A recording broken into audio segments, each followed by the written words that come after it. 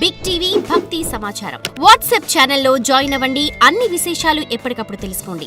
హఠ అన్న పదానికి అర్థం హా అంటే సూర్యుడు, ఠా అంటే చంద్రుడు. ఈ సూర్యచంద్రులు లేకుండా హఠయోగం లేదు.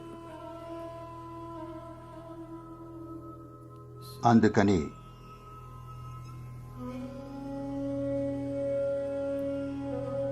చారిత్రకంగా చూస్తే నేను పండితుణ్ణి కాదు కాబట్టి నాకు ఈ విషయం తెలీదు.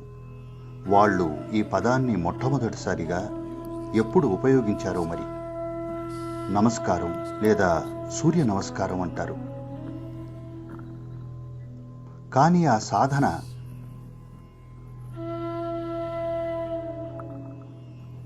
సాధన ఇంకా అది చేసే విధానం కొన్ని చోట్ల ఒక్కో విధంగా నేర్పుతారు.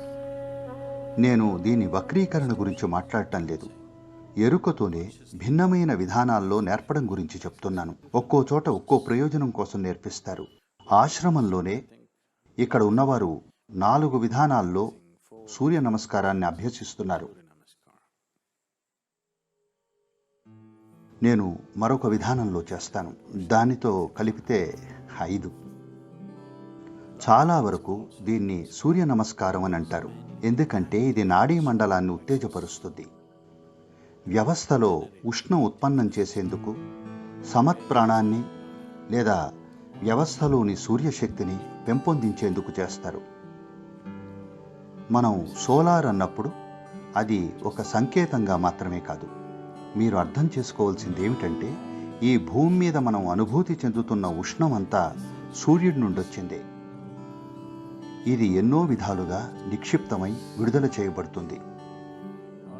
హైడ్రోకార్బన్లు అవి ఉన్న విధంగా ఎందుకు ఏర్పడ్డాయి అంటే అవన్నీ సూర్యుడు ఉష్ణంలో ఉడికాయి.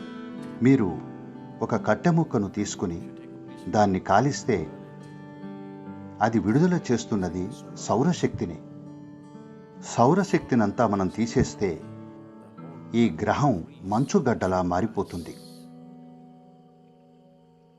పరిశోధనలు ఏం చెబుతున్నాయంటే సముద్రాలు 18 గంటల్లో గడ్డగట్టుకుపోతాయని. 18 గంటల్లో. ఇప్పుడు సూర్యుడు మాయమైపోతే ఎల్లుండి కల్లా అన్ని మంచుగడ్డలవుతాయి. ఏదీ ద్రవ రూపంలో ఉండదు. By day after tomorrow morning, everything will be solid ice. Nothing will be liquid. అందుకని అన్నీ సౌరశక్తితోనే నడుస్తాయి. మనం విద్యుత్తును ఉత్పన్నం చేసేది థర్మల్ లేదా గ్యాస్తో అనుకోవచ్చు. లేదు, అన్నీ సూర్యశక్తితోనే నడుస్తున్నాయి.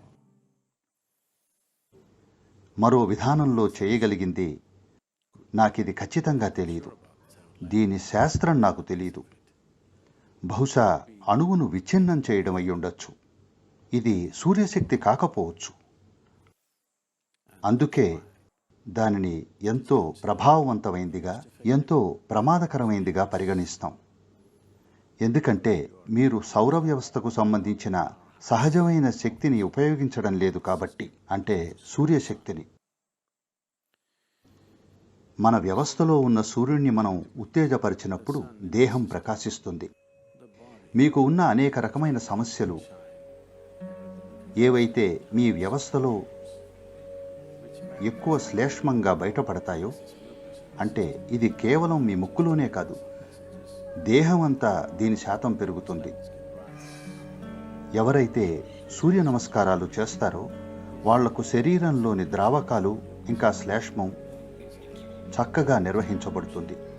ఇక ఇది మీ గురించి ఎన్నో విషయాలు నిర్ణయిస్తుంది. కేవలం భౌతిక ఆరోగ్యం మాత్రమే కాదు, మీ శారీరక ఆరోగ్యం, మీ మానసిక ఆరోగ్యం, ఆధ్యాత్మిక అవకాశం ఇవన్నీ నిర్వహించబడేది మీలో ఎంత సూర్యశక్తి ఉన్నది అన్నదాన్ని బట్టి, లేదా స్రావాలు ఎంత సమర్థంగా జరుగుతున్నాయి అన్నదాన్ని బట్టి ఉంటుంది. ఒకవేళ మీలో జరిగే స్రావాలు కొద్దిగా సంతులనంలో లేకపోతే ఇక్కడ కూర్చొని వినడం కూడా కష్టమైపోతుంది. ధ్యానం లాంటి వాటి గురించి ఇక మర్చిపోండి. మీకు పిచ్చి పట్టినట్లు అనిపిస్తుంది. ఎందుకంటే మీలో రసాయనం సరిగా ఉండదు. అందుకని ఇది ఎంతో సరళమైన, చాలా ప్రభావవంతమైన సాధన. ఆ సమతుల్యాన్ని కలిగిస్తుంది. ఇప్పుడు మేము హఠయోగా స్కూల్ మొదలుపెట్టినప్పుడు మేము ఒక విధమైన సాధన నేర్పిస్తాం. సూర్యుడికి సంబంధించింది. చాలా వరకు సూర్య నమస్కారంలానే ఉంటుంది, కానీ అది సూర్యక్రియ. ఎందుకంటే అందులో శ్వాసకు సంబంధించినవి ఇంకా వేరే ఉంటాయి.